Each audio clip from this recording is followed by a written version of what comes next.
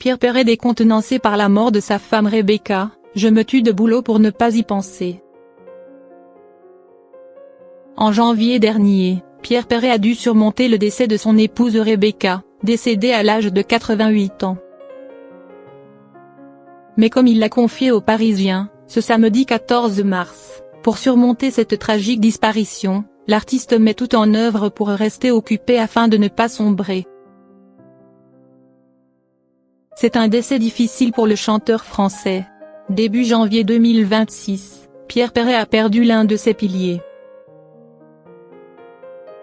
Son épouse Rebecca, Simone Mazal-Tarim, de son vrai nom, avec qui il était en couple depuis plus de 60 ans, s'est éteinte à l'âge de 88 ans des suites d'un terrible accident domestique. S'il a été indéniablement impacté par ce soudain départ, l'artiste de 91 ans semble être opposé à l'idée de faire son deuil, préférant cacher son chagrin par le travail. Le 12 mars dernier, Pierre Perret a dévoilé son dernier ouvrage Mémé Anna, paru aux éditions Mareuil, un livre réalisé en hommage à sa grand-mère maternelle.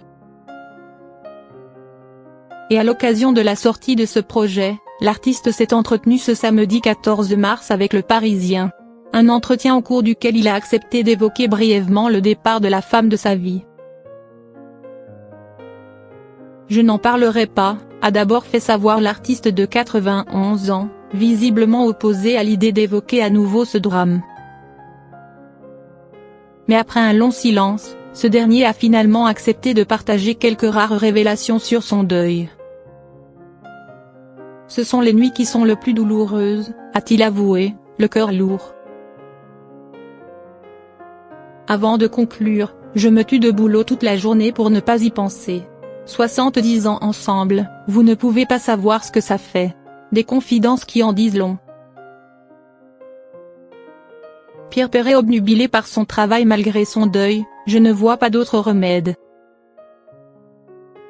Vendredi 13 mars, lors d'un entretien accordé à Gala.fr, Pierre Perret a également été interrogé sur la disparition de son épouse. Et s'il a avoué qu'il se noyait volontairement dans le travail pour oublier sa peine, ce dernier s'est un peu plus épanché sur cette méthode. Je ne vois pas d'autre remède. Je ne peux pas faire mieux, a-t-il concédé dans un premier temps.